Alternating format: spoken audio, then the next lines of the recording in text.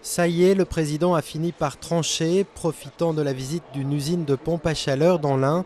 Il a officialisé la création de la désormais fameuse taxe carbone, une innovation considérable selon Nicolas Sarkozy.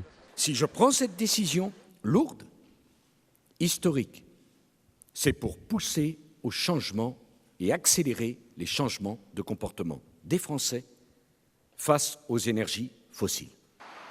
La taxe entrera en vigueur dès l'an prochain. Elle devrait concerner le pétrole, le charbon et le gaz, soit plus des 2/3 des émissions de carbone de la France. Mais l'électricité en sera exclue. Largement issue du nucléaire, elle est jugée moins polluante.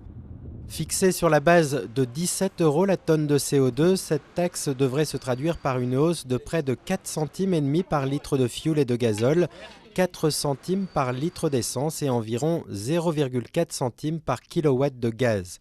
Mais pour compenser ce nouvel impôt vert, très impopulaire, Nicolas Sarkozy a promis que chaque centime prélevé serait rendu aux ménages sous forme de réduction d'impôt ou de chèque vert pour les non imposables. Au final, mes chers compatriotes, ceux d'entre vous qui décideront de réduire leur consommation d'énergie seront doublement gagnants. Si vous réduisez votre consommation d'énergie, vous paierez moins de taxes carbone.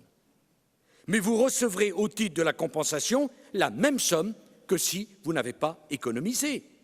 Restent les mauvais élèves et pour eux la taxe devrait être quasi indolore, de quoi dénaturer le message pédagogique de la taxe carbone.